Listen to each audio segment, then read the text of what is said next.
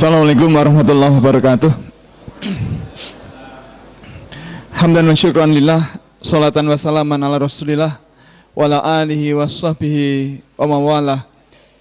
Asyhadu an la ilaha illallah wa asyhadu anna muhammadar rasulullah. Allahumma sholli wa sallim wa barik ala sayyidina Muhammadin wa ala alihi wa sahbihi ajmain.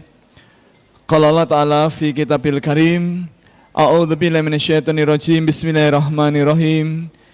Ya ayyuhan nasu kullu mimma fil ardi halalan thayyiban wa la tattabi'u khutuwatis syaiton innahu lakum aduwwum mubin.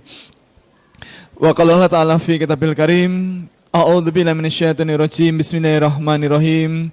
Ya ayyuhalladzina amanu kulu min thayyibati ma razaqnakum washkuru lillahi in kuntum iyyahu ta'budun.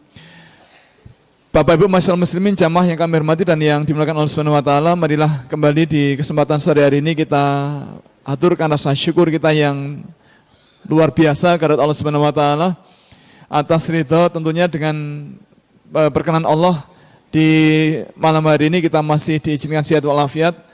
Kita masih diperkenankan bisa sholat maghrib secara berjamaah. Kita masih diizinkan bisa duduk dengan nyaman di tempat ini. Mudah-mudahan semua amal ibadah kita di hari ini diterima Allah Subhanahu wa taala.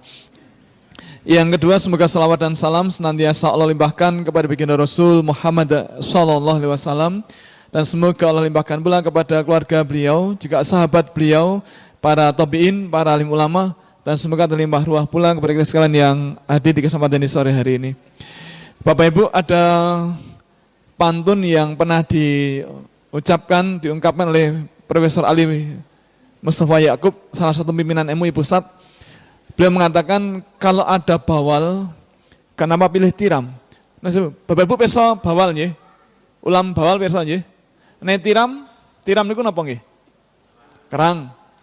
Bawal itu ikan bawal, kalau tiram itu kerang. Nah, Profesor Kiai Haji Ali Mustafa Yakub mengatakan, kalau ada bawal, kenapa pilih tiram? Tiram membuat kaki bengkak dan jemari tangan pecah-pecah. Nah, ini pantun, bukan makna sebenarnya. Beliau mensyariatkan dari sebuah hadis bahwa kalau ada bawal, kenapa pilih tiram? Kalau ada makanan halal, kenapa milih yang haram? Tiram membuat kaki bengkak dan jemari tangan pecah-pecah. Makanan haram membuat doa tertolak dan hidup tidak barokah. Nah, maka Bapak Ibu, jangan sampai kemudian hidup kita ini tidak barokah gara-gara mengkonsumsi makanan yang tidak halal. Jangan sampai doa-doa kita tertolak gara-gara kita mengkonsumsi makanan yang tidak halal. Bapak Ibu, seingat saya pernah matur ketika di Fakultas Peternakan UGM ada pengajian rutin bulanan. Nah, salah satu ustadz yang kami undang, beliau adalah psikolog. Beliau bercerita bahwa beliau pernah disambati oleh orang tua karena anaknya itu pakai jilbab. Maaf Bapak Ibu, panjenengan kira-kira senang atau susah kalau anak panjenengan pakai jilbab? Senang atau susah? Senang. Nah, ini susah Pak Malan. Kenapa susah? Karena anaknya laki-laki. Lho nggih tenan saestu niku. Lah anaknya laki-laki pakai jilbab. Nah, penampilannya sekarang pakai rok terus pakai jilbab, Pak. Susah, jenengan malah seneng pripun niku.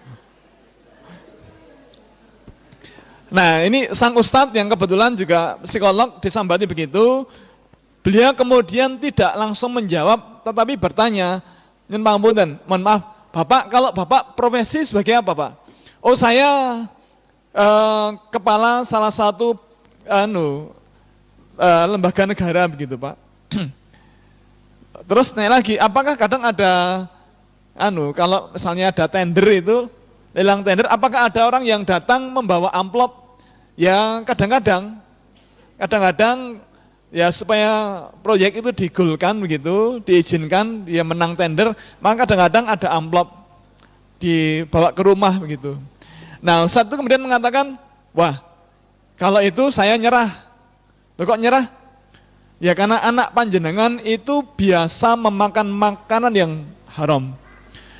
Yang namanya Bapak Ibu non sewu, ayam goreng, kemarin saya matur, olive, kemudian roket, kemudian Popeye, Brutus nonton. Kemudian Butini, ayam gorengnya Soeharti, itu punya sertifikat halal. Lidatihi, secara datnya mereka halal. Tetapi kalau cara memperolehnya dengan cara tidak halal, maka dia menjadi haram.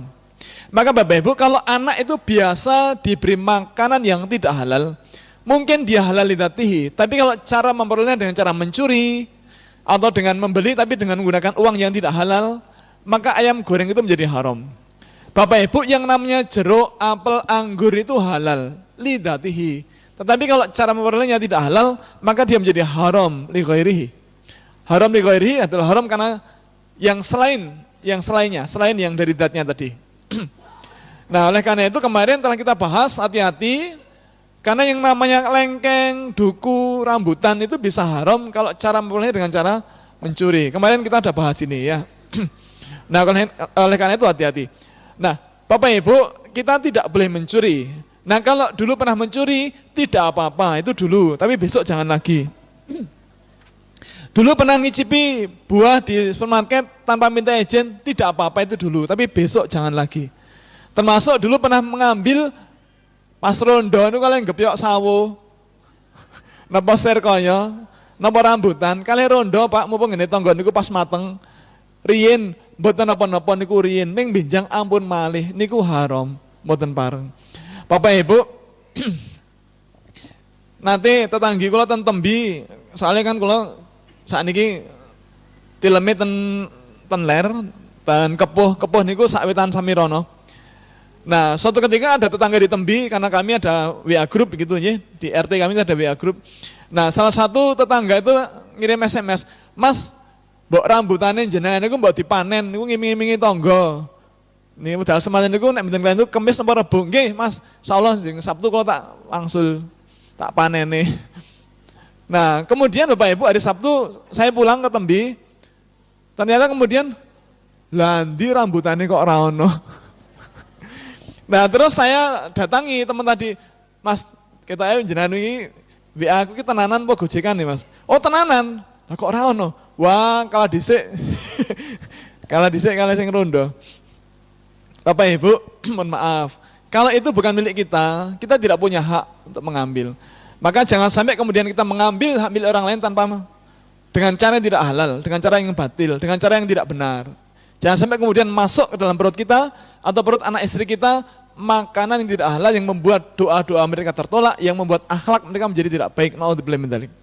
Itu yang pertama, mencuri. Yang kedua, Bapak Ibu, hati-hati dengan cara menipu. Makanan halal bisa menjadi haram kalau cara memperolehnya dengan cara menipu atau membeli tapi dengan uang dari hasil menipu. Contohnya misalnya ini jualan, mohon maaf, obat-obatan, apakah itu obat pabrik atau obat herbal atau apapun, diklaim bisa menyembuhkan penyakit tertentu. Hati-hati. Yang punya hak menyembuhkan itu hanya Allah Subhanahu wa taala. Maka jangan sampai kita mengklaim bahwa obat yang kita jual itu bisa menyembuhkan. Kalau mengobati, oke. Tapi kalau menyembuhkan, hati-hati. Itu janji. Ya. Kemudian barangkali ada yang pura-pura bisa memberi pekerjaan. Hari ini tadi tes CPNS Pak di Donohudan, asrama haji Donohudan itu ramai, banyak sekali dari berbagai kota datang, termasuk yang dari Jogja. Sembanun, jazakallah khairan jasa. Nah, banyak sekali, tetapi maaf, kalau ada orang, ada orang mengklaim bisa memberi pekerjaan, kemudian ya pura-pura asal memberikan sejumlah uang, hati-hati. Itu uang tidak halal. Atau bisa pura-pura melancarkan usaha, melancarkan jodoh, peruntungan, kesembuhan penyakit, dan lain-lain, hati-hati. Termasuk dukun-dukun di TV. Ada yang menjual barang palsu, diaku sebagai barang yang asli. Maaf Bapak Ibu, boleh apa tidak kita menjual barang palsu itu, boleh apa tidak? Boleh. Ulang balik Bapak Ibu, kita menjual barang palsu itu boleh, tapi tidak boleh diaku sebagai barang asli. Kita katakan, saya ini jual HP Samsung macamnya Samsung. Tapi ini KW. Nah, kalau memang KW, katakan ini KW. Jangan sampai kemudian ini palsu tapi diakui sebagai barang baru, barang asli. Kemarin saya matur, ada orang jualan jam Rolex, harganya 500.000, itu mesti KW, pasti. Karena aslinya itu 15 sampai 20 juta, mungkin lebih. Ya. Nah kalau dikatakan ini asli tapi harganya cuma 500.000, hati-hati. Kemudian ada lagi yang namanya MLM. Bapak Ibu, MLM, ini banyak pertanyaan, MLM itu boleh apa tidak? Nah saya katakan, yang namanya MLM, multi level marketing, itu metode pemasaran. MLM itu halal kalau satu, yang diperjualbelikan adalah barang, benda atau jasa yang secara syariat halal. Satu. Yang kedua, sistemnya halal. Tidak boleh ada pihak-pihak yang dirugikan. Nah sekarang ini ada MLM haji umroh yang ada beberapa pihak dirugikan. Bapak Ibu, contohnya kemarin ada second travel ya. Kok second travel? First travel yang kemudian ditutup oleh Kemenak. Nah, salah satu korbannya itu dosen senior di Fakultas Peternakan UGM. Beliau cerita bahwa saya kena 8 orang dengan besan. Rencananya mau umroh dengan besan, keluarga besan itu 8 orang. Bablas uangnya Pak. Hati-hati. Bapak Ibu, boleh apa tidak saya cerita dikit? Boleh ya? Enggak boleh, saya pulang. Mutungan. Bapak Ibu, ada jamaah di tempat kami, jamaah musola, beliau sangat rajin, beliau seorang ibu usianya kira-kira sekitar 65 tahun kira-kira. Suami pekerjaannya juru parkir di Jalan Solo, Jalan Urip Sumoharjo. Nah, sang istri ini amat sangat rajin sholat 5 waktu berjamaah di masjid. Apalagi pun buatan dinas keputren, sudah selesai tugasnya. Maka kemudian beliau rajin sekali, setiap kali sudah adzan langsung bergegas ke masjid. Rajin sekali. Bahkan kalau ada pengajian-pengajian, kalau terjangkau, beliau pasti akan datang. Nah, sang suami sangat cinta dengan istrinya, kemudian sang istri diberi hadiah tiket untuk umroh. Bukan tiket, biaya untuk umroh. Apalagi ada informasi di kampung bahwa ini ada tokoh masyarakat yang juga akan berangkat. Nah kemudian Bapak Ibu, beliau kemudian tertarik, kemudian nanya berapa, kalau pengen ikut berapa. Nah kemudian diinformasikan ini bayarnya 17 juta. Oke, kemudian bayar. Kemudian tidak segera berangkat, kemudian nanya ini kok belum berangkat kenapa ya? Oh Bu, tasnya kirang biayanya. Naik lagi jadi 19, naik lagi jadi 20, dan jadi 21. Tetapi hampir 1 tahun, saya ulangi, hampir 1 tahun, itu kok belum ada kepastian berangkat. Maka karena gelisah, cerita ke anak menantu, nah ada salah satu menantunya yang kemudian berinisiatif untuk cari tahu. Ibu maaf kemarin bayarnya kemana ya? Oh ini bayarnya ke Ibu Fulanah. Cari, ketemu Pak, Ibu Fulanah ini tahu, ketemu. Kemudian ditanya, Ibu maaf, kalau ibu mertua saya kira-kira berangkatnya kapan ya? Oh jangan khawatir Mas, nanti pasti akan berangkat, sabar saja Mas, ditunggu sebentar. Oh enggak, kami hanya pengen tahu kira-kira berangkatnya kapan, karena sudah bayar sudah lama, sabar saja Mas, nanti pasti akan berangkat. Tapi sudah dibayarkan toh ke travel bironya? Oh sudah. Travel bironya di mana? Yang namanya ini, nah kemudian disebutkan. Nah kemudian dilacak travel bironya, ketemu Pak di Jalan Monjali, kemudian didatangi, ditanya petugasnya, tanya Mbak, mohon maaf, kira-kira ibu mertua saya berangkatnya kapan ya? Maaf, ibu mertua sudah bayarkah? Oh sudah, hampir 1 tahun yang lalu. Namanya siapa? Namanya Ibu sinten nggih? Fulanah Wati, misalnya begitu. Misalnya, lah pun wonten Fulanah. Bu Fulanah Wati misalnya. Coba kita cek ya Mas, di database yang akan berangkat pekan ini, pekan depan, pekan berikutnya. Nah Bapak Ibu, ternyata sang petugas mengatakan, Mas, gak ada ya Mas. Mungkin salah nama. Coba dicek namanya benar, udah betul. Coba kita cek lagi, di double check. Ternyata gak ada. Maaf Mas, kemarin bayarnya ke siapa ya? Oh ke Bu Fulana. Atau ditanya dulu, sudah disetor ke kami atau belum? Kalau sudah disetor pasti akan masuk. Nah ini di manifest nggak ada. Coba ditanya. Nah kemudian balik lagi ke ibu yang tadi itu.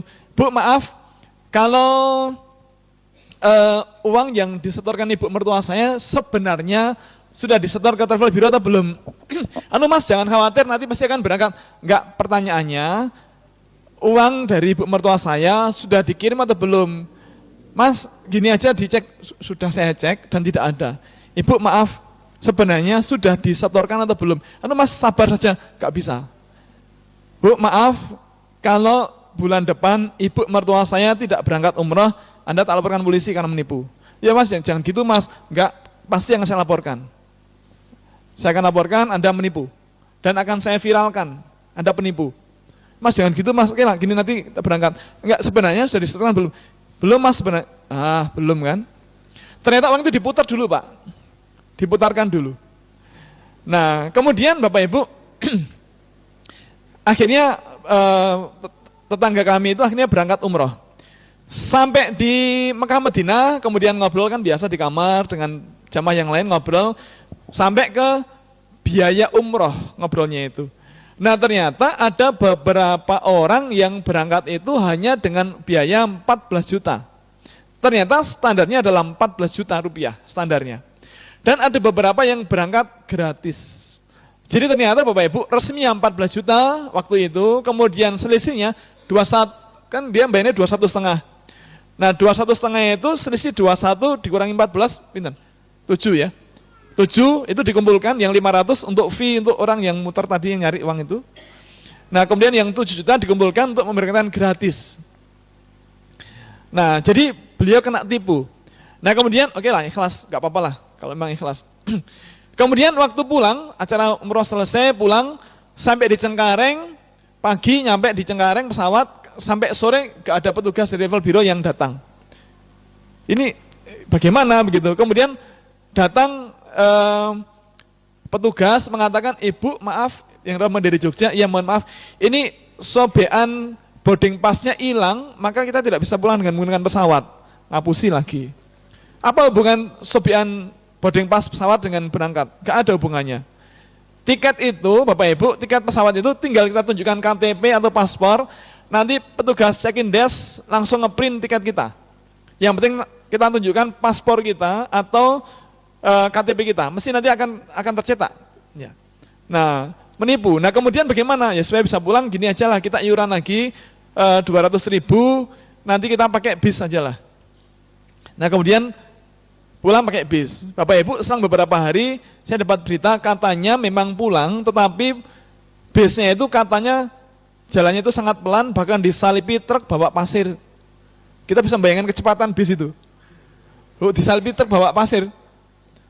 Nah, jadi Bapak Ibu hati-hati karena sekarang ada modus penipuan dengan ya travel bureau begitu, travel haji atau umroh yang kita kalau nggak hati-hati bisa tertipu. Ya, Bapak Ibu mohon dengan sangat kalau besok mau tindak umroh atau umroh lagi, mohon dipastikan travel bureau-nya kredibel, bertanggung jawab dan resmi, ada tercatat di Kemenak dan diizinkan atau punya surat izin dari Kemenak. Jangan sampai kemudian kita berangkat menggunakan travel bureau yang tidak jelas, yang kemudian uang kita bisa hilang. Naudzubillah min dzalik. Nah kemudian Bapak Ibu, yang ketiga, mohon hati-hati dengan judi. Yang ketiga, hati-hati dengan judi. Bapak Ibu, yang namanya buah-buahan atau tadi ada ayam goreng, ayam panggang atau rendang itu halal. Tetapi kalau memperolehnya dengan cara judi seperti ini kan judi celiwik napa nggih Pak nggih? Outlook celiwik, hati-hati. Jadi haram. Bapak Ibu, barangkali kita tidak pernah ikut judi togel, itu enggak pernah ya. Mungkin kita tidak pernah judi kartu, judi totor, celiwik dan seterusnya, mungkin tidak pernah.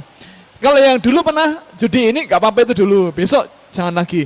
Tapi kalau kita belum pernah, tolong besok hati-hati. Nah, tetapi Bapak Ibu, sekarang ini muncul judi dengan kemasan yang baru. Hati-hati, kemasannya sangat halus, tapi ini judi. Contohnya misalnya sepeda gembira, atau mancing berhadiah, atau jalan-jalan santai, bayar 20.000 atau 25.000, tapi ikutnya itu berharap agar nanti dapat motor. Bayar 20.000 atau 25.000, tapi berharap dapat sepeda gunung, atau dapat motor, atau dapat mobil, atau bahkan dapat rumah. Hati-hati, jangan sampai kita olahraga niatnya keliru. Bapak Ibu, kalau kita ikut gerak jalan santai, niatnya adalah gerak jalan, oke, nggak ada masalah. Kita niatnya mengayuh bagio, kegiatan dari tuan rumah, oke, nggak ada masalah. Kita ikut sepeda gembira karena kantor ada acara ulang tahun, oke, nggak ada masalah. Tetapi kalau niatnya itu keliru, hati-hati. Bapak Ibu, dulu pernah istri saya ditawari temannya dalam rangka milad kesekian sebuah partai.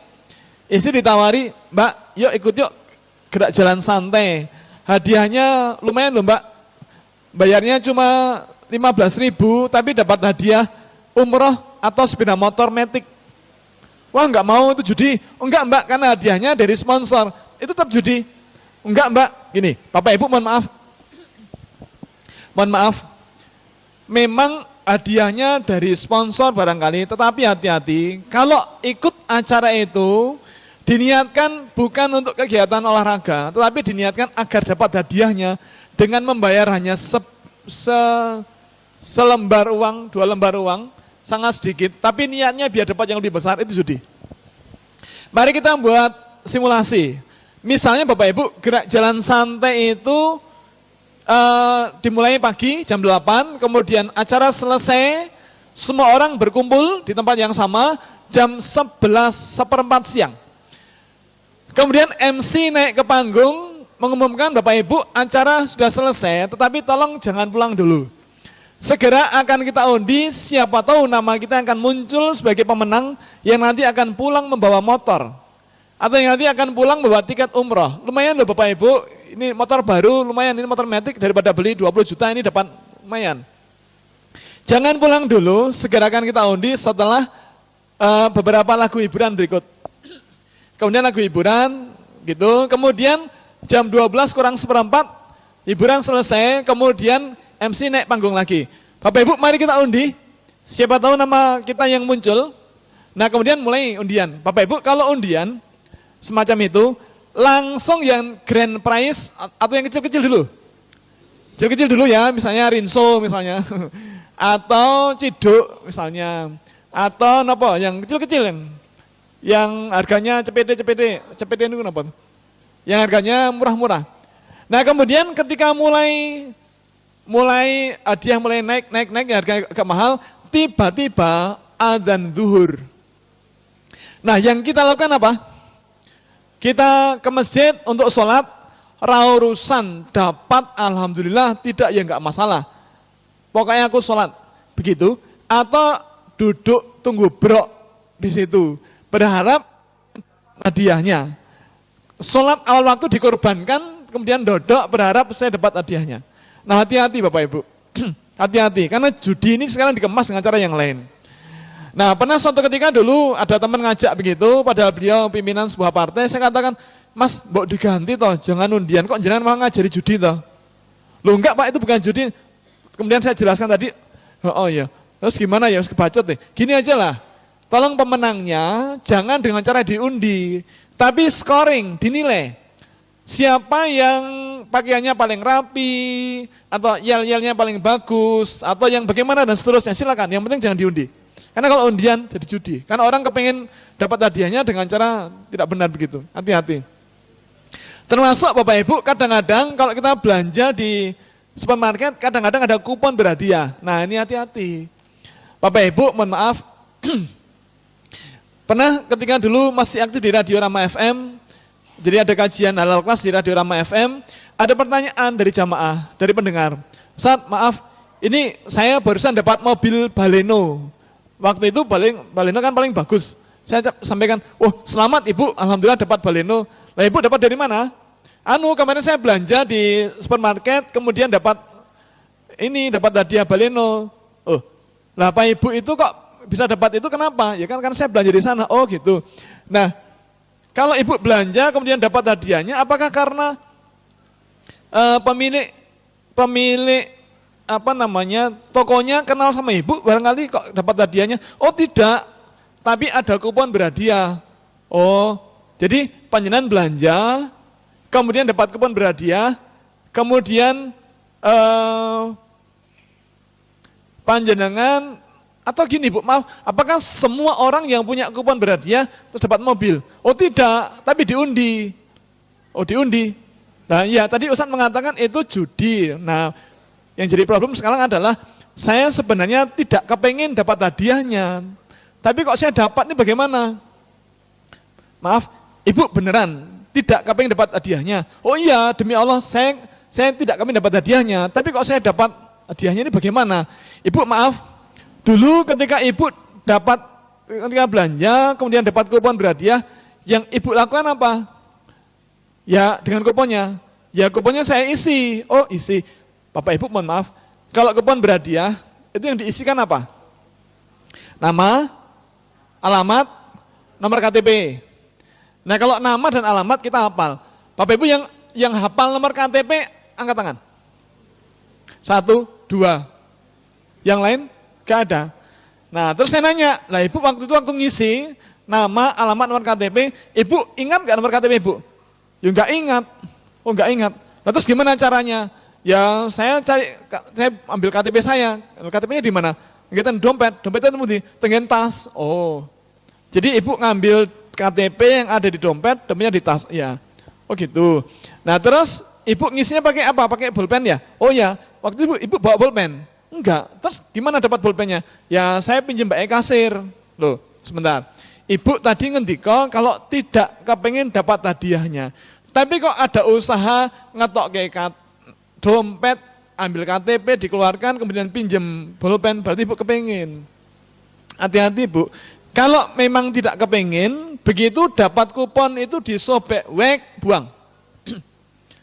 Bapak Ibu, mohon maaf, kami membiasakan di rumah, di keluarga kami, kalau kepengen punya apa-apa, itu kerja.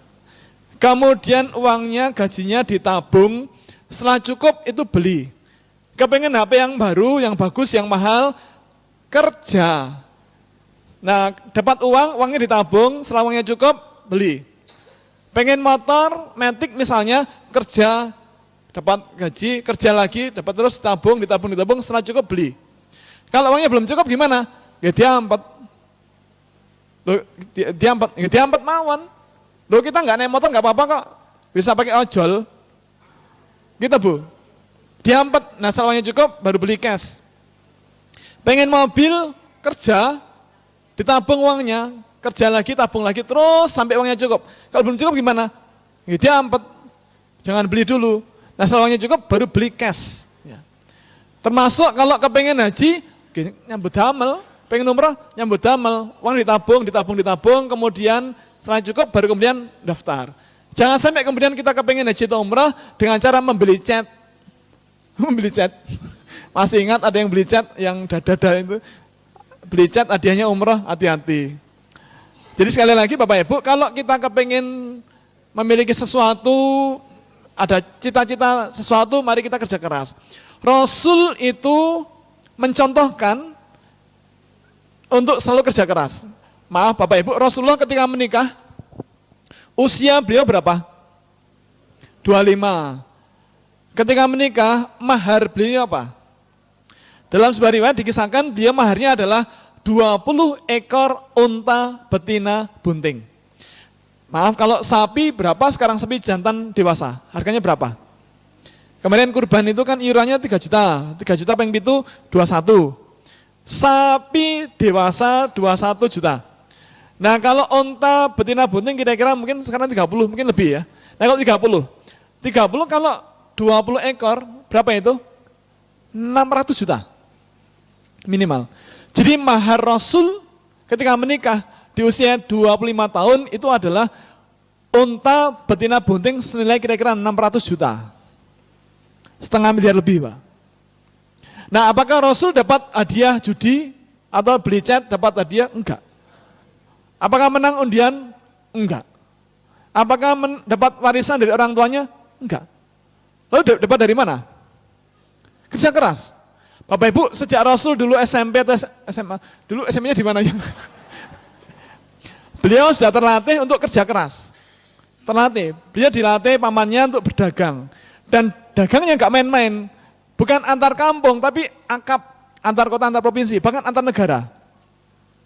Nah kalau antar negara, kira-kira pakai apa ya? Pesawat? Pakai bis? Pakai mobil? Boten. Pakai apa? Unta dan kuda. Berarti kira-kira pakai lelah apa tidak? Pakai lelah. Pakai kepanasan apa tidak? Mungkin tidak ya, karena ada awan yang menaungi Rasul. Kalau lelah sebagai manusia pasti lelah. Kemudian capek iya, ngantuk iya. Kemudian berpikir bagaimana caranya agar dagangan ini laku dan laku keras, dia berpikir. Maka ada usaha yang beliau lakukan sehingga kemudian dapat uang dengan cara yang baik. Nah itu yang dicontohkan Rasulullah, beliau mencontohkan kalau kepengen dapat apa-apa itu ya kerja keras. Terus honornya itu hanya ditabung, kerja keras, tabung, kemudian kalau udah cukup baru beli. Tidak kemudian beli suatu undian, duduk mengandai-andai, mudah-mudahan dapat rezeki dari langit. Tidak begitu. Maka monggo Bapak Ibu, mudah-mudahan kita tidak terkecoh dengan aneka macam judi dan seterusnya, termasuk kupon di televisi, Bapak Ibu. Kupon berhadiah, kok salah ketik nih, di radio atau televisi. Bapak Ibu, salah satu Pak D saya, pernah saya komplain. Lah Pak D dewe kan bener apa, kalau komplain. Pak D, jenengan niku lo kontak mboten nate ngrespon. Kalau SMS mboten ngrespon, kalau telepon mboten ngrespon. Jenengan niku terus seperti itu. Nomorku ganti. Nomor HP-ne gantos jenengan. Heeh. Lah kenapa kok gantos? Kenapa kok gantos? Lah pulsaku entek. Loh, nek telas kan mundut. Ternyata beliau kemudian ngaku, beliau tertarik di televisi, ketik rek spasi. Zaman dulu kan ada hadiah nanti gini. Nah, beliau terkecoh dengan itu. Nah, setelah rek kan kalau itu bayar apa tidak ya? Bayar niku. Nah ketika rek spasi bayarnya ada 6.000, ada yang 8.000 dan ternyata tidak bisa di-unrek. Maka setiap hari kesedot pulsanya 6.000, tiap hari 6.000. Kalau diampet tidak ngisi pulsa, tidak kesedot. Tapi begitu diisi pulsanya langsung dirapel. Terus dicopot, dibuang. Hati-hati Pak, zaman sekarang banyak penipuan. Nah oleh karena itu sekali lagi hati-hati, jangan sampai kemudian kita terkecoh dengan uang dari hasil judi, dari hasil menipu dan seterusnya. Terakhir sebagai penutup, riba. Bapak Ibu, riba sekarang ada di mana-mana. Sekarang ada di mana-mana. Hati-hati karena riba itu banyak yang halus sekali, tapi itu riba. Ya. Contoh riba ada yang ini bunga bank konvensional, jual beli dengan kredit yang non syar'i, terus jual beli yang tidak jelas speknya, kemudian sistem ijon dan seterusnya. Contoh bunga bank, Bapak Ibu, sekarang ini ada bank syariah, ada bank konvensional. Silakan dipindah semua rekening panjenengan yang di bank-bank konvensional dipindah ke bank syariah. Kalau kita mendengar itu bank syariah ternyata tidak syar'i beneran, ya tidak apa-apa. Tidak apa-apa, paling tidak udah ada usaha untuk jadi syar'i. Jangan sampai kemudian kita komplain dengan bank syariah tetapi kemudian masih kekeh dengan bank konvensional. Hati-hati. Bapak Ibu, kalau di bank syariah kita tidak pakai bunga, tapi pakai bagi hasil. Ya, bagi hasil artinya uang yang kita tabung kemudian oleh bank dikelola, dipinjamkan ke pihak yang ketiga secara syar'i, kemudian bagi hasilnya nanti akan dikembalikan ke kita. Sekarang sudah banyak pilihan. Contoh bank syariah, contohnya apa Pak? Contoh bank syariah yang kita kenal apa? Bank Syariah Mandiri, BSM. Ada lagi Bank Muamalat. Terus BRI Syariah, BNI Syariah, BPD Syariah. Bank Bantul pun modereng? Belum ya? Yang lain apa? Bukopin Syariah, Danamon Syariah. Silakan kita pindah. Jangan sampai kemudian kita menggunakan bunga. Karena bunga bank itu termasuk riba. Kemudian kredit yang non syar'i. Bapak Ibu, Oh, sebentar. Bapak Ibu barangkali ada yang masih di bank syariah, maaf, di bank konvensional, tetapi hanya untuk lewat uangnya, misalnya, lah itu soalnya ada debit card yang Visa. Bapak Ibu person nggih Visa. Ada third party, ada lembaga keuangan namanya Visa, ada Maestro, ada Solo, ada Mastercard. Ya. Nah barangkali kita menggunakan Visa, karena kalau kita beli-beli sesuatu tidak kena charge, tidak kena potongan 3%, yang lain kan kena ya. Nah barangkali alasannya itu, tetapi Bapak Ibu, kalau dulu kita masih boleh, sekarang sudah ada alternatif yang lain. Sekarang sudah ada bank syariah yang menggunakan Visa. Saya tidak sebut nama banknya nanti karena dikira iklan. Tapi kalau pengen besok nanti offline nanti saya sampaikan banknya apa. Ya. Sekarang saya pakai itu. Jadi kalau beli-beli misalnya pas tugas di luar negeri pakai itu bisa beli-beli. Nah sepindah balik Bapak Ibu, mari kita hati-hati karena riba itu dosanya sangat besar. Kira-kira demikian. Insya Allah di Kamis yang akan datang kita sambung materi ini, kita lebih detail kita bahas. Ya. Saya kira demikian, sudah waktunya kita sholat isya, mudah-mudahan yang kita pelajari sore ini bermanfaat, dan semoga kita dijaga Allah, dilindungi Allah Subhanahu Wa Taala dari berbagai macam uang atau harta yang diperoleh dengan cara yang tidak benar. Semoga bermanfaat, mohon maaf atas semua khilaf. Assalamualaikum warahmatullahi wabarakatuh.